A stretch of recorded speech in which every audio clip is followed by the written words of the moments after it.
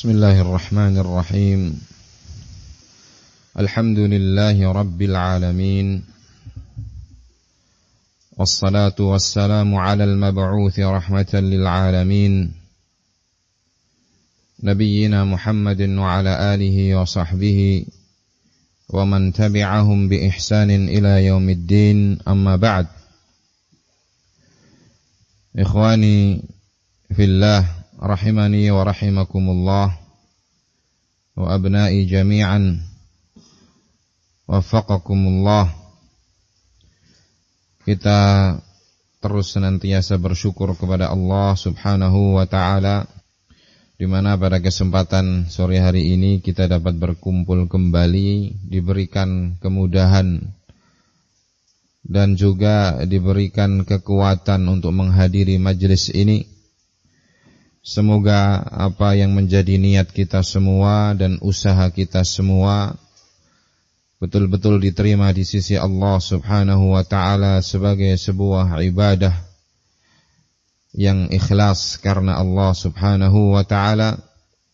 Dan kita memohon kepada Allah subhanahu wa ta'ala, semoga dengan hadirnya kita di majlis ini, kita betul-betul akan mendapatkan rahmat dari Allah subhanahu wa ta'ala dan ampunannya, sebagaimana itu telah dijanjikan oleh Nabi sallallahu alaihi wasallam dalam hadis Abi Hurairah dalam riwayat Muslim, demikian pula dalam hadis Abi Hurairah dalam riwayat Al-Bukhari dan Muslim. Ikhwatil ahibba rahimani wa rahimakumullah. Kemarin sudah kita dengarkan tentang muqaddimah, sebuah pendahuluan tentang keutamaan dan urgensi dakwah. Dan kita sudah mendengarkan pula bagaimana pentingnya dakwah ilallah, di mana itu adalah merupakan tugas yang diemban oleh para nabi dan para rasul, di mana seorang hamba tidak akan mungkin bisa menyembah Allah subhanahu wa ta'ala dengan sebenar-benarnya, tidak akan bisa mengenal Allah subhanahu wa ta'ala dengan sebenar-benarnya kecuali dengan dakwah ini, ketika agama Allah subhanahu wa ta'ala disampaikan.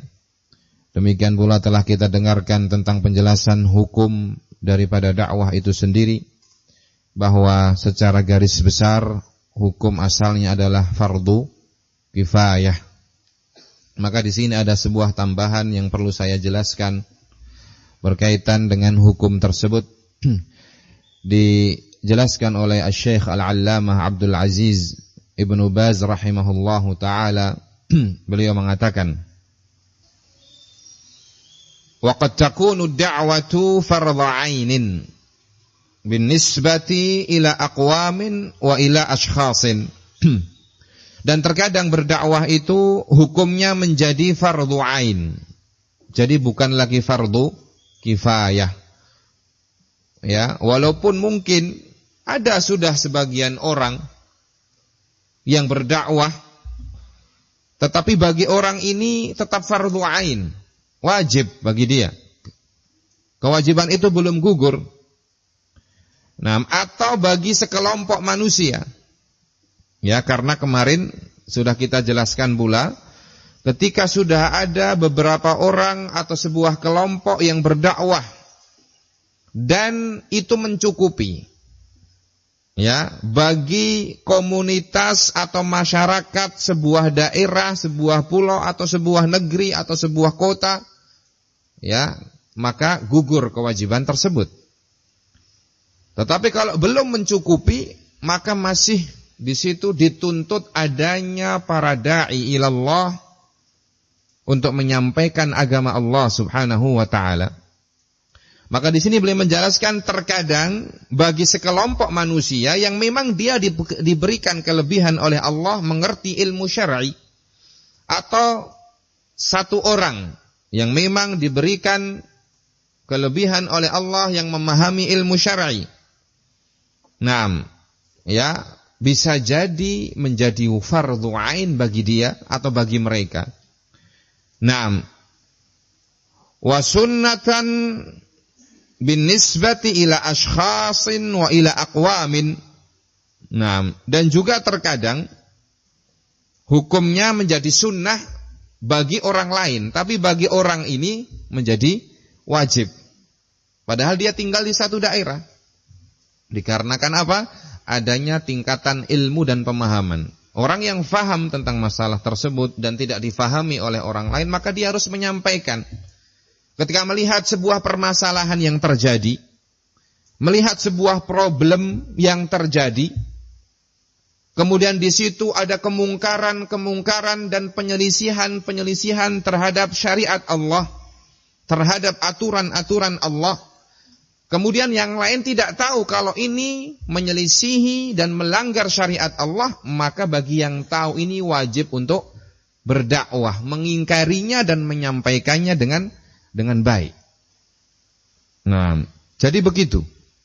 Ya, li'annahu wujida fi mahallihim wa fi makanihim man qama bil amri wa kafa anhum. Kenapa kok kalau bagi yang lain itu sunnah? Karena memang di tempatnya sudah ada orang yang berdakwah dan itu mencukupi. Oleh karena itu beliau juga mengatakan, "Na'am, yajibu 'alal ulama." Kalau yang sudah sampai kepada tingkatan para ulama yang memang memiliki ilmu ataupun yang di bawah mereka, hasba taqatihim, ya, sesuai dengan kemampuan yang ada pada mereka. Wa 'ala wulatil amri hasba taqatihim, demikian pula bagi para pemerintah sesuai dengan kemampuan mereka. An yuballighu amrallahi bikulli ma yastati'un, untuk menyampaikan agama Allah dengan secara maksimal, dengan segala macam upaya yang mereka mampu. Wa hadza fardhu 'ainin 'alaihim 'ala hasabi taqati wal qudrah, dan ini menjadi fardhu 'ain bagi mereka sesuai dengan kemampuan dan juga kekuatan yang mereka miliki. Sehingga kewajiban ahlul ilmi, orang-orang yang punya ilmu, yang mengemban ilmu, itu lebih besar daripada kewajiban yang tidak memiliki ilmu.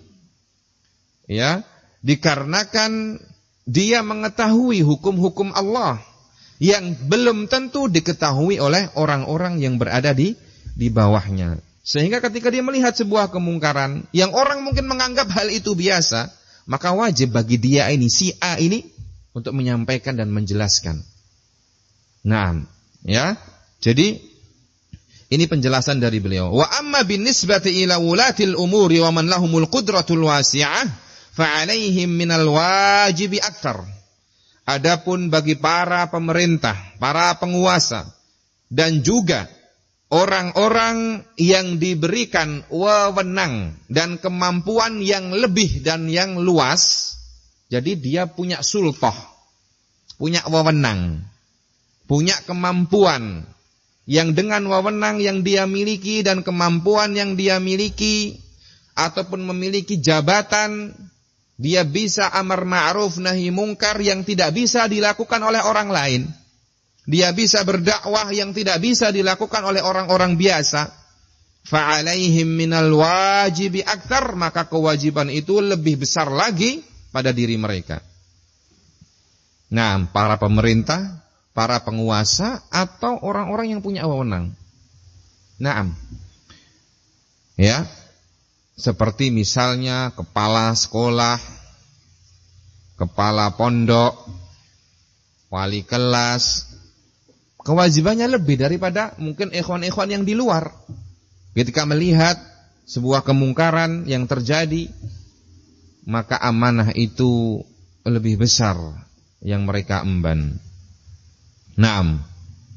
Kemudian beliau mengatakan, wa 'alaihim an yuballighu ad-da'wata ila mastata'u minal aqtar, dan wajib pula bagi mereka para penguasa untuk menyampaikan dakwah ini dengan segala upaya dan tenaga yang mampu mereka lakukan, minal aqtar, ke seluruh penjuru-penjuru daerah, hasabal imkan wituruqil mumkinah, sesuai dengan kemungkinan dan juga metode dan jalan-jalan yang bisa ditempuh.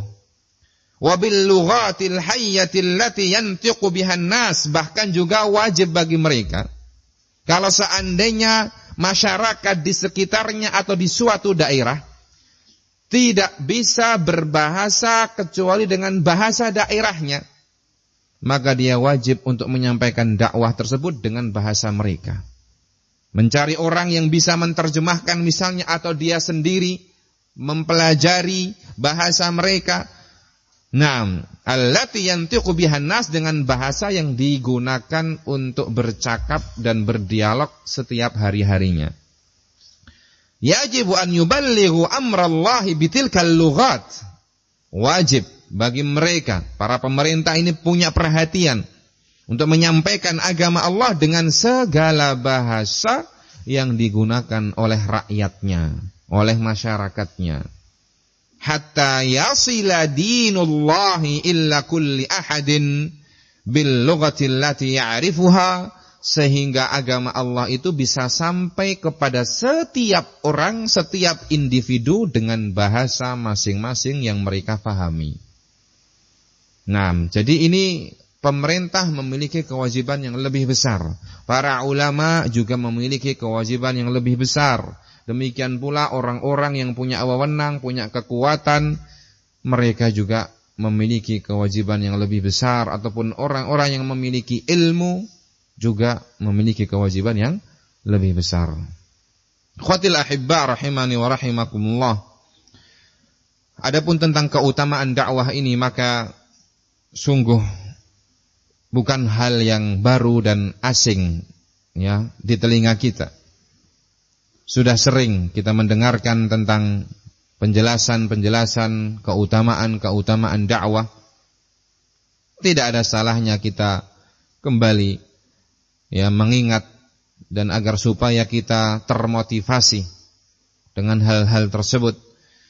Maka dalam surat Fussilat ayat yang ke-33 Allah Subhanahu wa taala telah berfirman, "Wa man ahsanu qawlan mimman da'a ilallahi wa 'amila shalihan wa qala innani minal muslimin." Dan siapakah orang yang ucapannya lebih baik mimman da'a ilallah, daripada orang yang berdakwah kepada Allah. Nah, wa amila salihah, dan beramal saleh, wa qala innani minal muslimin, dan dia juga secara tegas mengatakan aku adalah termasuk orang-orang yang muslim, adalah termasuk hamba Allah yang berserah diri dan tunduk kepadanya.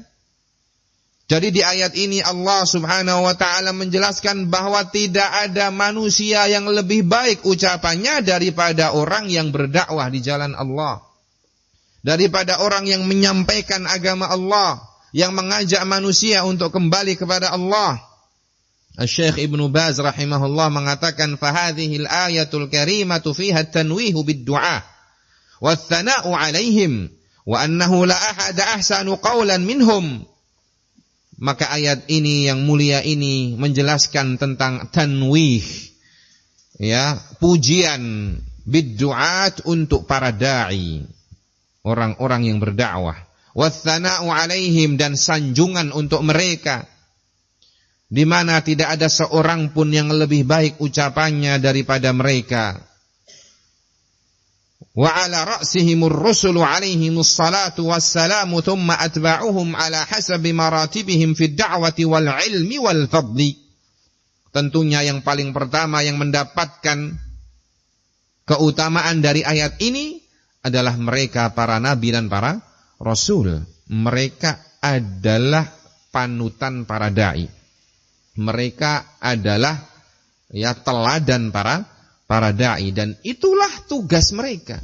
Kenapa para rasul itu menjadi manusia yang paling mulia di sisi Allah? Dikarenakan tugas dan amalan yang mereka lakukan dan yang mereka emban adalah amalan yang paling mulia di sisi Allah Subhanahu wa taala, yaitu menyampaikan agama Allah Subhanahu wa taala. Naam. Kemudian setelah para nabi dan para rasul, atba'uhum, para pengikutnya, orang-orang yang meneladani mereka sesuai dengan tingkatan-tingkatan mereka dan sesuai dengan ilmu yang mereka miliki.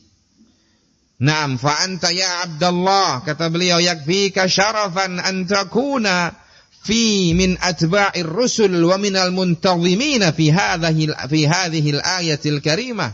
Maka engkau wahai Abdullah, wahai hamba Allah, yakfika syarafan, cukuplah sebuah kemuliaan bagimu ketika engkau menjadi pengikut para nabi dan para rasul, dan ketika engkau masuk dalam ayat ini, yaitu mendapatkan keutamaan dari Allah, menjadi manusia yang paling baik ucapannya, dikarenakan engkau berdakwah, menyampaikan dan menyeru manusia untuk kembali kepada Allah subhanahu wa ta'ala. Kemudian beliau melanjutkan bahwa di akhir ayat, wa qala innani minal muslimin wa amila salihah, dia berdakwah dan dia juga beramal saleh, melaksanakan kebaikan yang dia sebarkan. Tidak hanya sekedar memerintah manusia, mengajak manusia kepada kebaikan, tetapi justru dia adalah orang yang pertama kali melanggar kebaikan tersebut. Tidak demikian. Selain dia berdakwah, dia juga perbaiki dirinya. Dia beramal saleh. Wa qala, dan dia mengatakan, innani minal muslimin, sesungguhnya aku termasuk dari orang-orang yang muslim. Ya. Maksudnya apa? Ya, yakni da'a ilal haqqi wa amila bihi wa ankara al-batila wa hadzara minhu wa tarakahu wa ma'a dzalik sarraha bima huwa alaihi lam yakhjal. Dia mendakwahkan kebenaran, mengajak manusia untuk kembali dan mengamalkan kebenaran. Dia sendiri juga mengamalkan kebenaran tersebut, dan dia mengingkari kebatilan-kebatilan, mengingkari kemungkaran-kemungkaran, dan mereka memperingatkan manusia dari kemungkaran-kemungkaran tersebut. Dan dia juga sarraha, menyampaikan secara tegas, ya, bima huwa alaihi, tentang apa yang dia yakini, yaitu kebenaran tersebut. Lam yakhjal, dia tidak pernah malu dan dia tidak pernah minder untuk mengatakan bahwasanya aku adalah seorang muslim, aku adalah hamba Allah, aku adalah umatnya Rasulullah sallallahu alaihi wasallam. Dikarenakan di zaman-zaman ini mulai timbul penyakit-penyakit yang membahayakan. Seorang muslim mulai malu untuk menyampaikan dan terang-terangan dengan identitasnya. Na'udzubillah. Itulah salah satu tanda kelemahan iman, atau bahkan iman itu sudah hampir punah. Bagaimana bisa engkau sebagai seorang muslim, hamba Allah subhanahu wa ta'ala, yang mentauhidkan Allah subhanahu wa ta'ala, engkau malu untuk mengungkapkan identitasmu, engkau malu untuk menampakkan atribut-atribut keislamanmu, bahkan engkau merasa minder ketika engkau menampakkan sunnah-sunnah Nabi sallallahu alaihi wasallam di hadapan teman-temanmu dan lingkunganmu. Maka ini, ya, sangatlah berbahaya. Ya, karena mungkin teman-temannya ataupun komunitasnya ataupun lingkungannya adalah orang-orang ahlud dunya, yang mana mereka bergelimang dengan dunia mereka, terbiasa dengan hal-hal maksiat, terbiasa dengan kemajuan teknologi yang menurut mereka itu adalah sebuah kebanggaan. Sehingga yang akhirnya hal-hal itu membuat engkau malu untuk menampakkan keislamanmu. Ya Abdullah, wahai hamba Allah, ingat ayat ini. Wa qala innani minal muslimin. Engkau harus bangga dan engkau harus berani. Jangan pernah takut, malu ataupun minder untuk mengatakan bahwa aku adalah hamba Allah yang mentauhidkannya, yang taat kepadanya, dan idolaku adalah Rasulullah sallallahu alaihi wasallam. panutanku adalah Rasulullah sallallahu alaihi wasallam. Naam. Ya, walaisa kaman yastankifu an dzalik, kata beliau. Ya, bahkan dia ya mughtabitan wa farihan bima manallahu alaihi, dia berbangga dengan hidayah yang telah dia miliki. Dia berbangga dia bisa melaksanakan sunnah Nabi sallallahu alaihi wasallam, menampakkan syiar-syiar Allah Subhanahu wa taala. Walaisa kaman yastankifu an dzalika, bukan seperti orang yang berbalik dari itu. Wa yakrahu an yantiqa bi annahu muslim, bahkan dia malu dan tidak suka untuk mengatakan saya ini muslim. Ya. Saya ini adalah hamba Allah, saya ini adalah umatnya Nabi. Saya adalah pengikutnya Rasulullah. Au bi annahu yad'u illa al-Islam, atau bahkan dia juga tidak suka untuk terang-terangan kalau dia itu mengajak manusia kepada Islam, mengajarkan sunnah-sunnah Nabi. Limura'ati fulanin au mujamalati fulan, karena menjaga perasaan si fulan. Takut kalau dia tersinggung. Padahal dia siang malam adalah orang yang menentang Allah Subhanahu wa ta'ala.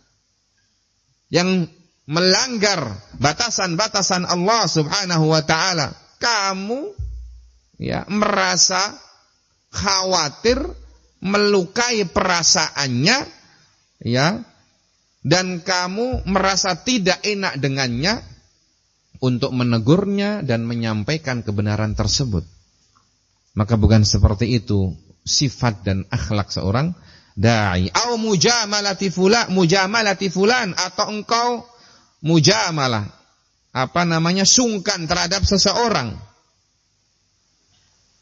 Maka tidak ada istilah sungkan atau tidak enak di dalam berdakwah kepada Allah Subhanahu wa ta'ala. Fasda' bima tu'mar wa a'rid 'anil musyrikin. Isda', sampaikanlah kebenaran dengan tegas. Naam, dengan apa yang Allah Subhanahu wa ta'ala memerintahkanmu. Dan berpalinglah dari orang-orang musyrik. Naam, wala haula wala quwwata illa billah. Kata beliau, balil mu'minu da'i ilallahi al-qawiyul iman, akan tetapi seorang mukmin yang menjadi da'i ilallah, yang kuat keimanannya, al-basiru bi amrillah, yang mengetahui, mengilmui ya perintah-perintah Allah, aturan-aturan Allah, yusarrihu bihaqqillah, dia secara terang-terangan menyampaikan kebenaran yang Allah Subhanahu wa ta'ala ajarkan. Wa yanshutu fid da'wati ila Allah, dan dia bersemangat, bersungguh-sungguh, memiliki semangat yang prima dan tekad yang kuat di dalam berdakwah kepada Allah. Wa ya'malu bima yad'u ilaihi, dan dia juga mengamalkan ya perkara-perkara yang dia dakwahkan, kebaikan-kebaikan yang dia dakwahkan. Wa yuhadziru ma yanha anhu, dan dia juga memperingatkan manusia dari perkara-perkara yang Allah Subhanahu wa ta'ala. Fayakunu min asra'in nasi ila ma yad'u ilaihi wa min ab'adin nasi an kulli ma yanha anhu. Maka dia adalah manusia pertama yang mengamalkan ya apa yang dia ucapkan, yang dia perintahkan, dan manusia pertama yang meninggalkan apa yang dia larang. Itulah seorang da'i ilallah. Wa ma'adzalika yusarrihu bi annahu muslimun wa bi annahu yad'u ilal islam wa yaghtabitu bidzalika wa yafrahu bihi. Dan dia juga secara tegas menyampaikan bahwa dia adalah seorang muslim, dia mengajak kepada Islam, dia mengajak manusia kepada sunnah-sunnah Nabi sallallahu alaihi wasallam, dan dia berbangga dan bersenang hati dengan kebaikan yang telah Allah Subhanahu wa ta'ala berikan kepadanya. Sehingga jangan pernah kita minder ketika engkau menyampaikan kebenaran, engkau di atas keutamaan, engkau sedang menolong agama Allah, engkau sedang berada di jalan Allah. Jangan hanya karena takut menyinggung si fulan, gak enak sama si alan, khawatir engkau dicaci maki atau dibicarakan. Nah, kata Nabi sallallahu alaihi wasallam, at-ta'ifah al-mansurah al-firqatun najiyah. Naam, La yakhafuna laumata laim, mereka tidak pernah takut dari celaan orang-orang yang mencela. Naam. Kemudian di antara keutamaan dakwah ilallah, nah, Nabi sallallahu alaihi wa ala alihi wasallam telah bersabda, man dalla ala khairin falahu mithlu ajri fa'ilihi, rawahu Muslim. Nabi mengatakan, barang siapa yang mengajak seseorang kepada kebaikan, maka dia akan mendapatkan pahala yang sama dengan orang yang melaksanakan kebaikan tersebut. Naam. Ya, min ghairi an yanqusa min ujurihim syai'a, tanpa dia mengurangi pahala orang yang melaksanakan kebaikan tersebut. Nah, jadi itu di antara keutamaan dakwah. Yang kita sampaikan adalah kebenaran, yang kita sampaikan adalah kebaikan. Ketika orang lain mendengar kebaikan itu dan juga melaksanakan kebaikan itu, maka kita akan dapat pahala yang sama dengan dia. Kita menyampaikan, mengajak ya saudara kita, teman-teman kita misalnya untuk berinfak di jalan Allah Subhanahu wa taala. Oh, ini ada di Pondok An-Najiyah Kendari, ya, ada masjid yang sedang dibangun. Ya. Butuh dana ya supaya masjid tersebut bisa direnovasi atau diperluas dan lain sebagainya. Nah, di mana masjid tersebut digunakan sholat jamaah, digunakan untuk belajar oleh ya di santri-santrinya. Kemudian masjid tersebut juga sering dipakai untuk majelis ta'lim. Barangkali Anda mau ikut ya berinfak, maka insyaallah menjadi amalan jariah. Akhirnya orang itu memberikan sebagian hartanya untuk pembangunan masjid. Maka orang yang mengajak ini, walaupun dia tidak ikut berinfak, akan mendapat pahala yang sama dengan orang yang berinfak tadi. Engkau mengajak manusia untuk berpuasa, engkau mengajak manusia menjelaskan manusia tentang tauhid. Tauhid itu adalah amalan yang paling utama dan amalan yang paling mulia. Memberikan pemahaman kepada orang bahwasanya Allah Subhanahu wa ta'ala adalah satu-satunya zat yang berhak untuk disembah. Allah Subhanahu wa ta'ala adalah satu-satunya zat yang berhak untuk diibadahi. Semua amalanmu harus engkau niatkan untuk Allah. Salatmu engkau niatkan untuk Allah, puasamu engkau niatkan untuk Allah, sehingga orang mulai faham. Akhirnya dia belajar tentang tauhid, belajar tentang keikhlasan. Akhirnya dia ketika beribadah dia ikhlas untuk Allah, karena ikhlas ini tidak pernah terlepas dari segala cabang ibadah dan amalan. Sehingga ketika dia melaksanakan amalan-amalannya, ucapan-ucapannya dengan ikhlas, kamu mendapat pahala yang sama dengan dia. Engkau mengajari anakmu salat, mengajari anakmu membaca surat Al-Fatihah dengan baik. Bayangkan, ya, anakmu membaca Al-Fatihah minimalnya dalam sehari 17 kali. Kemudian anakmu mengajari lagi temannya. Akhirnya anakmu jadi seorang ustadz. Dia mengajar orang-orang di masjid, mengajar membaca Al-Fatihah dengan baik dan benar. Kemudian orang-orang yang belajar dengannya juga akhirnya dia mengajar lagi orang lain, pahala yang tiada putusnya. Itulah keutamaan seorang da'i ilallah. Barang siapa yang menunjukkan atau mengajak manusia kepada kebaikan, maka dia akan mendapatkan pahala yang sama dengan orang yang melaksanakan kebaikan tersebut. Naam. Demikian pula Nabi SAW bersabda dalam riwayat hadis Muslim, "Man da'a ila hudan kana lahu minal ajri mithli ujuri aw mithlu ujuri man tabi'ahu la yanqusu dzalika min ujurihim syai'a Wa man da'a ila dhalalatin kana 'alaihi minal itsmi mithlu adzami man tabi'ahu la yanqusu dzalika min adzamihim syai'a. Barang siapa yang mengajak kepada sebuah petunjuk, mengajak kepada kebenaran, maka dia akan mendapatkan pahala yang sama dengan orang-orang yang mengikuti kebenaran tersebut tanpa mengurangi pahala mereka sedikit pun. Dan sebaliknya, barang siapa yang mengajak seseorang kepada kesesatan, mengajak seseorang kepada permusuhan, mengajak seseorang kepada perbuatan yang buruk, keburukan, maka dia akan mendapatkan dosa yang sama dan dosa orang-orang yang mengikuti keburukan tersebut. Bisa antum bayangkan?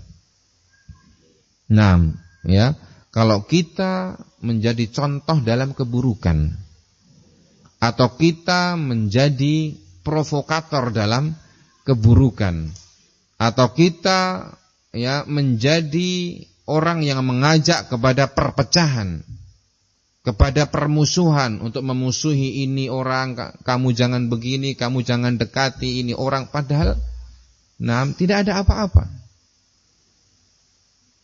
Ini orang, hati-hati darinya, dia orang yang berbahaya, padahal tidak ada apa-apa. Karena adanya kepentingan pribadi, kamu tidak suka sama dia, sehingga menghasut manusia untuk ikut memusuhi dia dan meninggalkannya.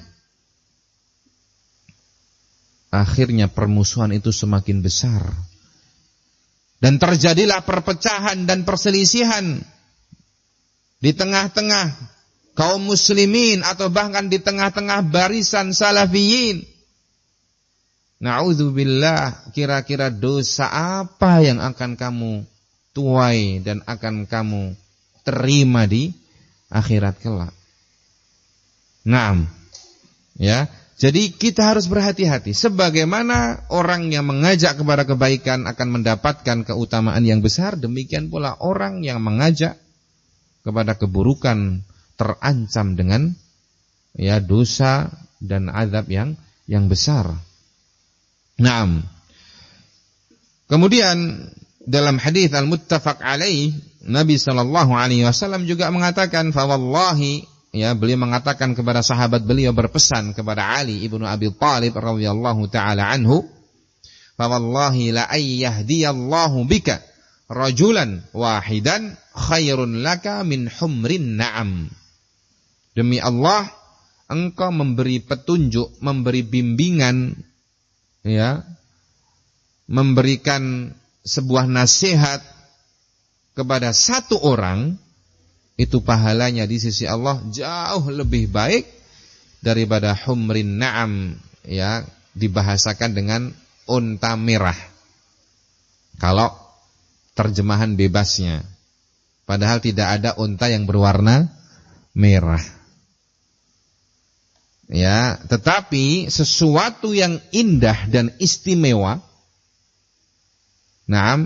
itu memang orang-orang Arab sering mengungkapkannya dengan sesuatu yang humr, ya, sesuatu yang berwarna merah atau kemerahan. Jadi maksudnya humrun na'am itu adalah unta yang paling berharga, unta yang paling indah, unta yang paling istimewa.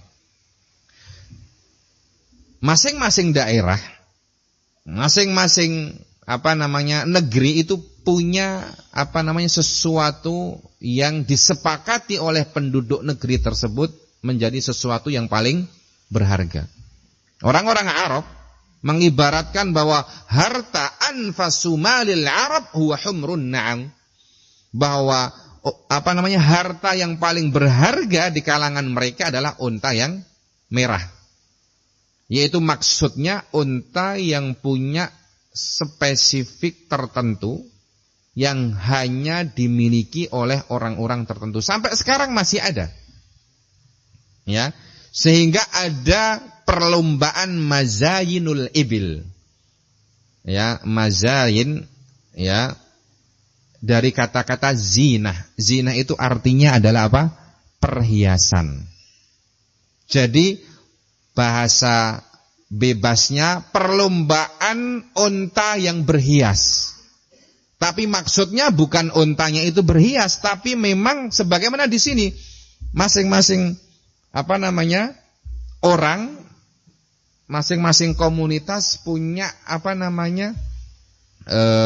kebiasaan sendiri. Misalnya orang yang suka memelihara ayam, ya, ada ayam Bangkok, maka di sana ada kriteria ayam yang sangat mereka banggakan ketika misalnya tingginya seperti ini, bentuk paruhnya seperti ini. Demikian pula burung, ya, burung hias. Nah, juga demikian pula motor, demikian pula mobil. Nah, seperti itu. Maka orang-orang Arab itu mereka memang berbangga ketika memiliki, ya, seekor unta yang asilah, yang memang nasabnya jelas. Jadi mereka itu dalam hal hewan pun juga memperhatikan nasabnya. Ini asil atau sudah makhluk? Ini masih murni jelas unta yang memang nasabnya tidak pernah bercampur dengan gen-gen ataupun dengan induk-induk dan bibit-bibit yang lain, atau ternyata sudah campuran. Demikian pula dalam hal kuda. Nah, karena memang nanti bisa diteliti dari mulutnya, karakter mulutnya, kemudian dari matanya, kemudian dari rambut dan bulunya, dari tingginya, dari tulang-tulangnya, dan lain sebagainya. Dan itu harganya bisa, sekarang pun bisa jutaan real. Berarti di sini bisa miliaran. Nah, jadi ini cuma sedikit cerita untuk menggambarkan bahwasanya humrun na'am, unta merah itu bukan maksudnya unta berwarna merah, tapi unta yang paling berharga dan masing-masing orang mendambakan untuk punya unta itu. Ketika seseorang menggandeng dan menuntun unta itu, maka sudah ini. Nah, tidak ada duanya. Nah, orang semuanya mengaku dia adalah orang yang terhormat, orang yang punya harta, ya, dan begitu seterusnya. Nah, jadi kata Nabi SAW, antum jangan bayangkan unta merah cukup. Antum mengajak orang satu saja, antum ajari kebaikan, maka pahala yang antum dapatkan jauh lebih baik daripada unta merah. Kalau sekarang boleh dikatakan jauh lebih baik daripada jet pribadi, atau daripada mobil Rolls Royce, atau mobil Lambo, ya, atau Ferrari, terserah antum. Nah, atau motor Harley, ya, itu semua kalah. Cukup dengan antum belajar kebaikan, mengajarkan kebaikan. Ketika antum ajari seseorang dan dia mendapatkan hidayah dengan perantara antum, maka pahala yang akan antum dapatkan jauh lebih besar dari itu semua. Ikhwatil ahibba rahimani wa rahimakumullah. Nah, kemudian seorang da'i ilallah juga haruslah menyadari di dalam dakwahnya dia menyampaikan kebenaran, mengajak manusia itu untuk kembali kepada agama Allah, ya, kepada agama yang dibawa oleh Rasulullah sallallahu alaihi wasallam, bukan mengajak manusia untuk mengikuti dirinya atau untuk masuk ke dalam kelompok dan komunitasnya ataupun organisasinya. Tetapi dakwahnya itu adalah murni dakwah ilallah, berdakwah kepada Allah, mengajak manusia kembali kepada Allah subhanahu wa ta'ala. Sebagaimana hal ini disampaikan oleh Syekh Ibnu Baz rahimahullahu ta'ala. Naam, wa huwal Islam wa huwas siratul mustaqim. Dia berdakwah mengajak manusia untuk mengamalkan Islam, mengamalkan jalan yang lurus. Wa huwa dinullah alladzi ba'atha bihi nabiyahu Muhammadan alaihi salatu wassalam, yaitu agama Allah yang Allah mengutus nabinya dengan agama tersebut. La ila madhhabi fulan, bukan dia mengajak manusia untuk masuk ke dalam madhabnya seseorang. Wala ila ra'yi fulan, dan juga bukan agar manusia mendukung pendapatnya si fulan, mendukung tokoh tertentu. Ayo, nah kita mengajak manusia, mari kita masuk untuk mendukung atau untuk masuk ke dalam sebuah organisasi atau kelompok, mendukung si fulan ataupun si alan, mengagungkan sosok atau tokoh tertentu. Bukan itu. Kita mengajak manusia, mendidik mereka untuk dewasa dan bijak, bahwa sesuatu yang kita agungkan adalah al-haq, kebenaran. Sehingga siapapun yang menyelisihi kebenaran, kita harus tegas untuk mengingkarinya. Ya, tidak boleh kita mengedepankan ucapan seseorang atau pendapat seseorang ketika pendapat dan ucapan tersebut menyelisihi kebenaran. Naam. Wala ila ra'yi fulan walakin ila dinillah, ila siratillahil mustaqim. Akan tetapi kita mengajak manusia kepada agama Allah, kepada jalan Allah yang lurus, yang telah Allah subhanahu wa ta'ala mengutus nabinya dengan jalan tersebut, yaitu apa-apa yang ditunjukkan oleh Al-Quran yang agung dan juga oleh sunnah-sunnah Nabi SAW yang sahih. Mengajak manusia kepada akidah-akidah yang benar, untuk selalu ikhlas, memurnikan tujuan dan niatnya di dalam beribadah kepada Allah subhanahu wa ta'ala, menyampaikan nilai-nilai keislaman, mengajak manusia untuk memiliki akhlak-akhlak yang mulia, perilaku yang baik, dan juga mengajak manusia untuk berukhuwah dengan ukhuwah imaniyah, bersaudara, yang didasarkan ataupun yang berdasar apa? Al-iman, ukhuwah imaniyah, persaudaraan yang didasari oleh keimanan. Bukan persaudaraan yang didasari oleh kepentingan dunia. Persaudaraan yang didasari oleh harta atau oleh kecocokan dan karena satu misi, satu tujuan, punya tendensi tertentu. Tidak. Dia mengajak manusia untuk bersaudara, tetapi persaudaraan tersebut dibangun di atas keimanan. Naam. Wal jam'i bainal muslimin, dan juga mengajak manusia untuk bersatu, ya, membangun persatuan di antara kaum muslimin. Wa ta'lif bainahum, dan untuk menyatukan mereka, memberikan ya hal-hal yang bisa membuat mereka akrab. Ta'lif, mengakrabkan mereka. Ini di antara ajaran-ajaran Islam.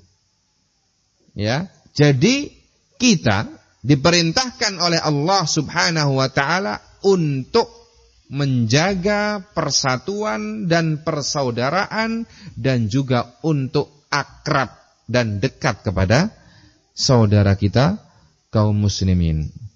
Sebagaimana Allah subhanahu wa ta'ala berfirman dalam surat Ali Imran ayat yang ke-103, wa'tasimu bihablillahi jami'an wa la tafarraqu, dan berpegang teguhlah dengan tali Allah secara menyeluruh, wa la tafarraqu, dan janganlah kalian apa? Berpecah belah. Allah subhanahu wa ta'ala juga berfirman dalam surat At-Taubah ayat yang ke-71, wal mu'minuna wal mu'minatu ba'duhum awliya'u ba'd, dan orang-orang mukmin laki-laki dan orang-orang mukmin perempuan, sebagian mereka adalah pelindung bagi sebagian yang lain. Sebagian mereka adalah teman bagi sebagian yang lain. Sebagian mereka adalah saudara bagi sebagian yang lain. Al-wilayah itu maknanya luas.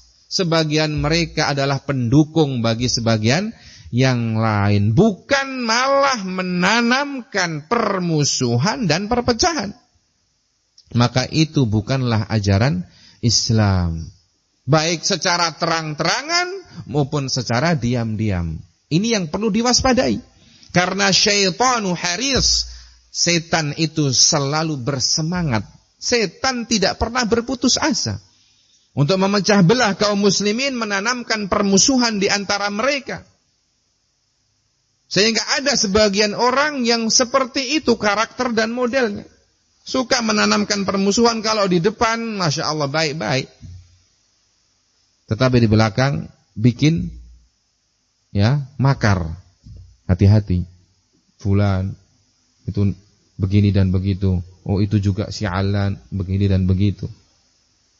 Nah, antum jangan dekat-dekat sama dia.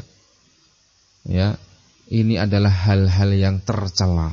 Kalau memang kamu mendapati dan menganggap saudaramu punya kesalahan, datangi, tegur, nasihati.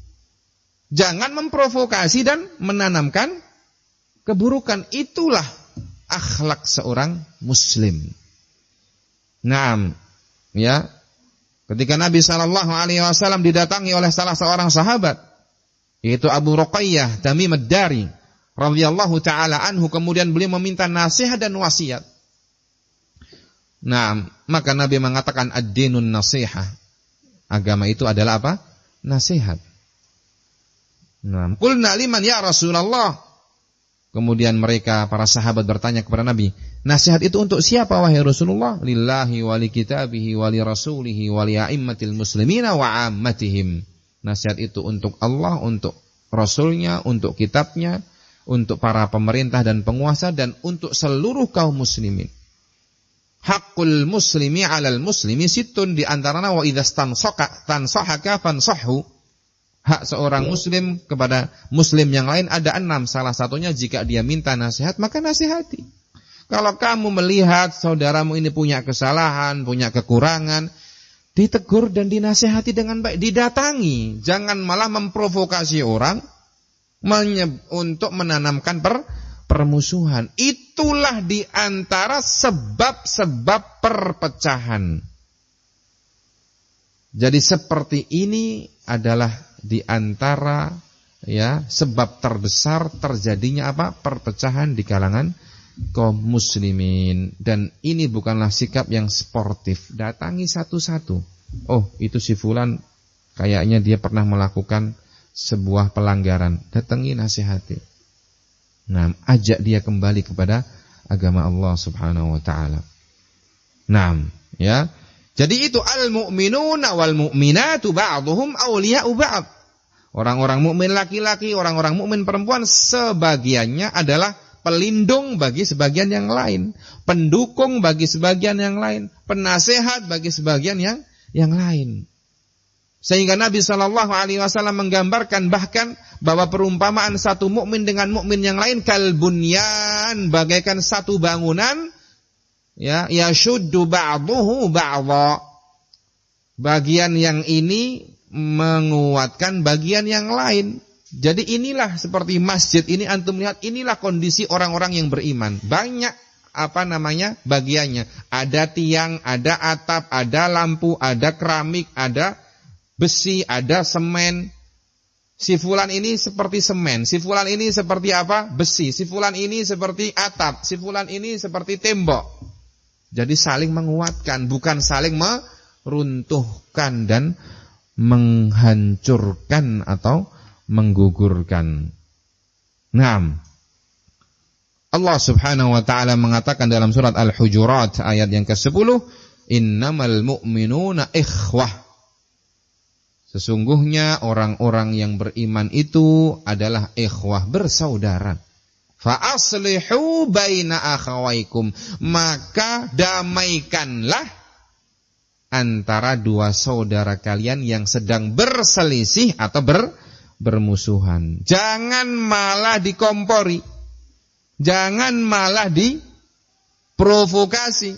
Semakin ditiup itu api permusuhan dan perselisihan yang akhirnya semakin berkobar, sehingga yang menjadi korban bukan hanya mereka berdua, akan tetapi bahkan orang-orang yang ada di sekitarnya ikut terbakar. Meledaklah permusuhan itu dan terjadilah perpecahan, wattadabur, saling berpaling, saling memusuhi. Akhirnya mereka menyikapi saudaranya bahkan melebihi daripada menyikapi orang-orang kafir. Dan ini terjadi. Fitnah demi fitnah. Maka mari kita tutup celah-celah itu. Dengan cara apa? Didudukkan, ditemukan. Karena juga ada orang-orang yang biasanya punya kebiasaan seperti ini, suka memprovokasi, menghasut, membicarakan keburukan orang, ketika didudukkan tidak berani, menghindar. Nah, maka antum bersabar pula, terus aja. Nah, karena ini memang menunjukkan karakter yang tidak sportif dan tidak jujur. Nah, kalau jujur dia akan mudah, karena memang tidak ada yang dia cari. Kalau memang saya salah, saya siap. Nah, untuk rujuk. Nah, tafadhol, silakan tegur saya kalau saya salah. Jangan dibicarakan di belakang kesana kemari. Nah, jadi ini dalam hal bergaul sesama ikhwan dengan saudara kita penting. Jangan biasakan membicarakan kesalahan orang di belakang atau menghasut seseorang untuk memusuhi orang lain. Ini di stop. Kalau memang kamu melihat kekurangan pada saudaramu, maka datangi. Nah, nasihati. Kalau kamu merasa tidak mampu, maka cari orang yang lebih berilmu, sampaikan kepada ustadz tersebut, supaya menasihati, orang yang kamu anggap salah tadi. Nah, atau bisa jadi ternyata karena apa? Terkadang engkau menganggap saudaramu salah, saudaramu tergelincir, tetapi ternyata dia tidak salah. Karena memang ilmumu belum sampai di situ. Ternyata yang dia lakukan adalah hal yang biasa, bahkan hal yang baik. Tetapi karena kedangkalan ilmumu dan kurangnya pengalamanmu, menganggap seolah-olah itu perkara yang salah atau perkara yang besar, padahal itu perkara yang biasa. Nah, sehingga di sini kita harus biasakan untuk bersikap sportif, berdiskusi dengan baik, jangan mudah baper, jangan mudah tersinggung, jangan mudah sakit hati. Memberikan uzur kepada saudara kita. Barangkali dia lupa, barangkali dia punya pendapat yang lain, barangkali dia meyakini hal itu adalah baik. Maka di sini butuh untuk diskusi, bicara baik-baik.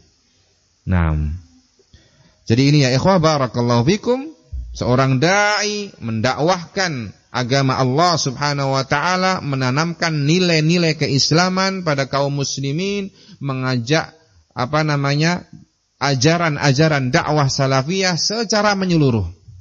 Bukan mengajak untuk fanatik, untuk taklid, mengajak kepada kelompok tertentu, organisasi tertentu, mendukung tokoh tertentu, sosok tertentu, maka itu semua bukanlah dakwah ilallah, bukanlah dakwah kepada Allah Subhanahu wa taala.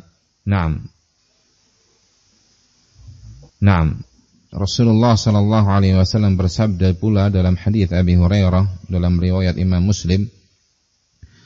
Beliau mengatakan al-muslimu akhul muslim, la yadhlimuhu wala yahqiruhu wala yakhdhuluhu. Naam, bahwa seorang muslim adalah saudara bagi muslim yang lain.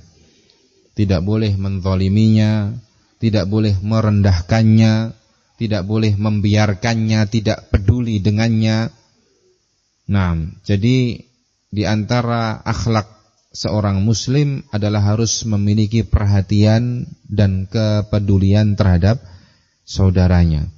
Itu adalah ajaran Rasulullah sallallahu alaihi wasallam. Maka agama Allah itu adalah sebuah agama yang mengajak kepada persatuan, yang mengajak kepada politik yang baik.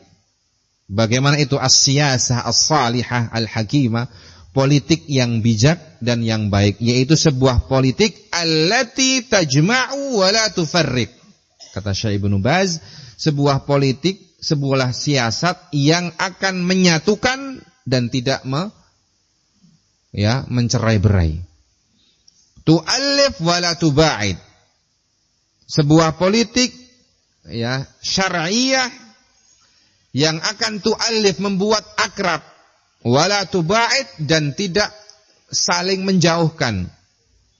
Tad'u ila safa'il qulub, yaitu sebuah ajaran agama, sebuah siasat ataupun politik yang mengajak dan mengajarkan ila safa'il qulub, kepada kebersihan hati.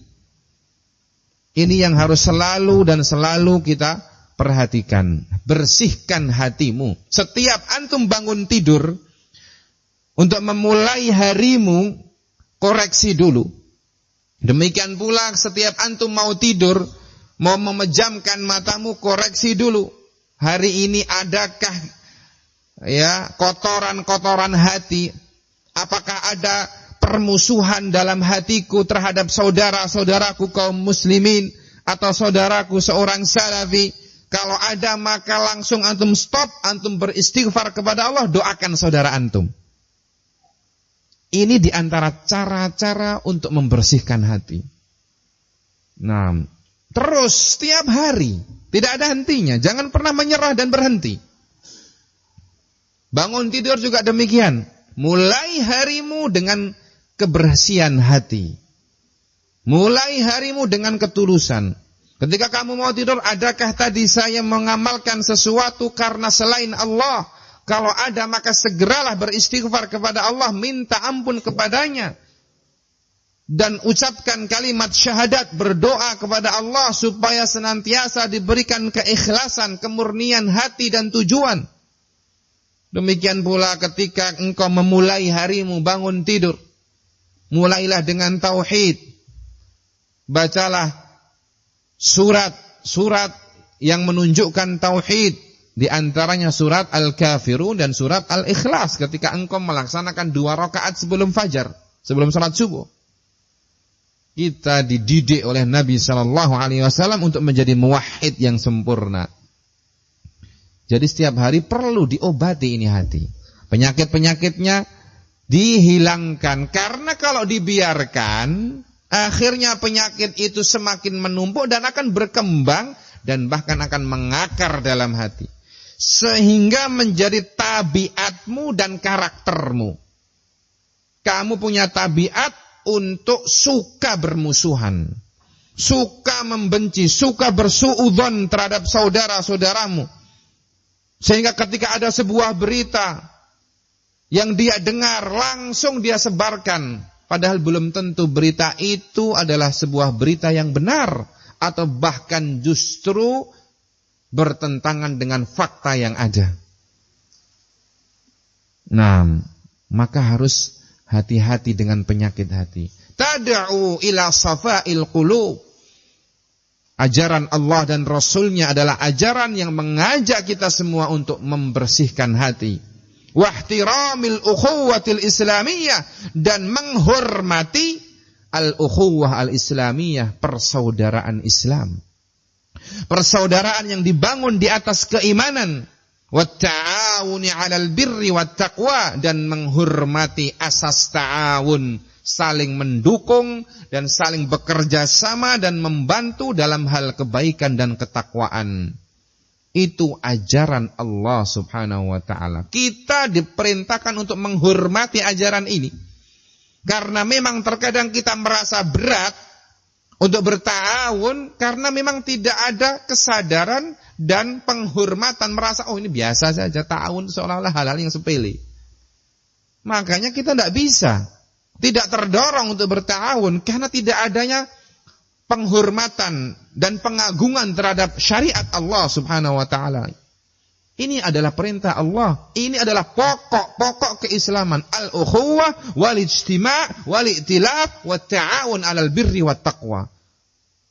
Bersaudara, bersatu di atas kebenaran, kemudian berta'awun, bersinergi, bekerja sama, saling mendukung dalam hal kebenaran dan ketakwaan. Itu semua adalah usul perkara-perkara prinsip dalam Islam. Naam. Wan nushi lillahi wa li'ibadihi, dan juga di antara ajaran dan nilai-nilai prinsip-prinsip keislaman adalah an-nushu lillahi wa li'ibadihi, memiliki rasa empati untuk Allah dan untuk hamba-hambanya. Menginginkan kebaikan untuk Allah. Bagaimana caranya kamu menyembah Allah dengan sempurna? Engkau membela agama Allah dengan semaksimal mungkin dan engkau punya empati menginginkan kebaikan untuk saudara-saudaramu. Sehingga ketika itu sudah engkau tanamkan dalam hatimu, tidak akan mungkin engkau akan menanamkan permusuhan terhadap saudaramu. Ketika saudaramu tergelincir, justru kamu bersedih. Kok bisa? Mari ajak dia untuk kembali. Nasihati dia. Nah, kalau diterima walhamdulillah, kalaupun tidak ya bersabar. Ulangi lagi. Kalau akhirnya dia malah justru semakin apa? Ya menjadi-jadi, maka ada caranya tersendiri. Jangan sampai nanti mempengaruhi yang lainnya. Nah, kita usahakan dengan cara yang terbaik ya untuk mengajak saudara kita kembali kepada kebenaran. Nah, wa huwa aidan, dan juga di antara ajaran-ajaran Islam yang harus disampaikan oleh seorang dai, yad'u ila ada'il amanah, mengajak dan menyampaikan manusia kepada manusia untuk menyampaikan amanah. Ya, untuk melaksanakan amanah yang sudah dibebankan. Wal hukmi bisyariah, dan berhukum dengan syariat Allah. Wa tarkil hukmi bighairi ma anzalallah, dan meninggalkan untuk berhukum dengan selain apa yang Allah turunkan. Sebagaimana Allah Subhanahu wa taala berfirman dalam surat An-Nisa ayat 58, innallaha ya'murukum an tu'addul amanati ila ahliha wa idza hakamtum bainan nasi an tahkumu bil 'adl. Sesungguhnya Allah Subhanahu wa taala memerintahkan kalian untuk melaksanakan amanah-amanah yang telah diberikan dan dibebankan kepada kalian, menyampaikan amanah kepada pemiliknya. Dan kalau kamu memberikan hukum kepada manusia, maka berikanlah hukum dengan adil. Naam, dia juga mengajak manusia untuk meninggalkan kezaliman dengan segala macam bentuknya, menjaga harta, mencari harta dengan cara yang baik, dengan cara yang halal, menjauhi kezaliman, menjauhi penipuan, menjauhi riba, menjauhi merampas harta sesama muslim. Allah Subhanahu wa taala berfirman dalam An-Nisa ayat 29, ya ayyuhalladzina amanu la ta'kulu amwalakum bainakum bil batili illa an takuna tijaratan an taradhim minkum. Wahai orang-orang yang beriman, janganlah engkau memakan harta saudaramu dengan cara yang batil, kecuali jika berupa tijarah, jual beli yang kalian saling merelakan. Nah, karena Nabi sallallahu alaihi wasallam juga mengatakan, kullul muslimi 'alal muslimi haramun damuhu wa maluhu wa 'irduh. Setiap muslim bagi muslim yang lain haram hartanya, haram darahnya dan kehormatannya. Tidak boleh kita rampas, tidak boleh kita rendahkan, tidak boleh kita tumpahkan. Naam. Dan kita juga mengajari kaum muslimin untuk bekerja. Islam juga mengajarkan kita semua untuk beramal dan bekerja. Jangan bergantung kepada orang lain. Naam, kata Nabi sallallahu alaihi wasallam, ya, la an ya'khudha ahadukum hablahu fayati bi hizmatin min hatabin ala dhahrihi fayabi'uha fayakuffu biha wajhahu khairun lahu min su'alin nas a'tahu aw mana'uhu. Salah seorang di antara kalian mengambil talinya, kemudian dia pergi ke hutan, mengambil kayu-kayu bakar, kemudian dia gendong di punggungnya, kemudian dia menjualnya. Dengan hasilnya dia bisa mencegah dari untuk meminta manusia, mencegah dirinya untuk meminta kepada manusia, baik mereka memberi atau mereka tidak memberi, khairun lahu, maka itu lebih baik. Nabi juga mengatakan ketika ditanya, kerjaan apakah yang paling utama? Ataupun penghasilan apakah yang paling utama? Amalur rajuli biyadihi wa kullu bai'in mabrur. Seseorang yang melakukan amalan, maksudnya bekerja dengan tangannya, atau setiap jual beli yang mabrur, yang baik, maka itu adalah penghasilan yang terbaik. Nabi SAW juga mengatakan, ma akala ahadun ta'aman afdala min an ya'kula min amali yadih.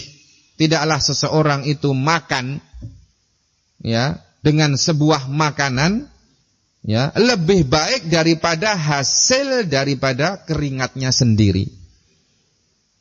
Wa kana nabiyullah Dawud ya'kulu min amali yadih, dan Nabi Allah Dawud beliau selalu makan dari hasil keringatnya sendiri. Jadi Islam mengajarkan apa?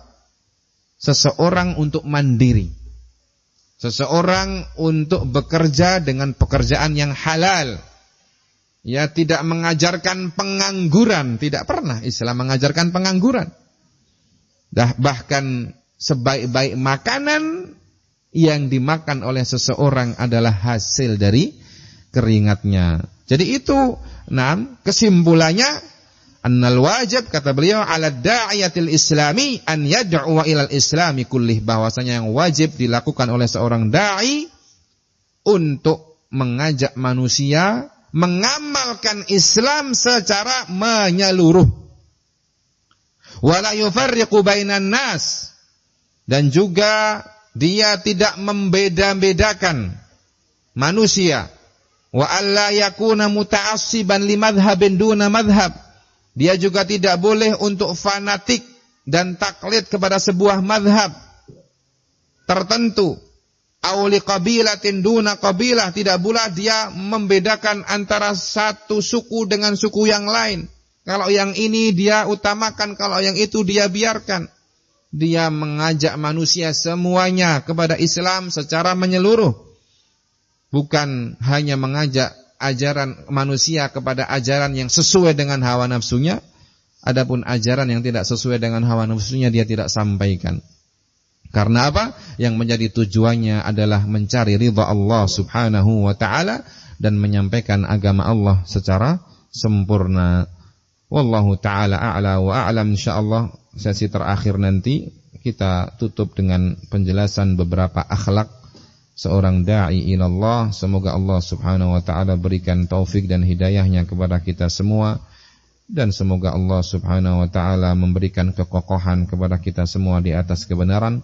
Wallahu ta'ala a'la wa a'lam, wa sallallahu ala nabiyyina Muhammadin wa ala alihi wa sahbihi wa sallam, wa akhiru da'wana anil hamdulillahi rabbil alamin. Bismillah.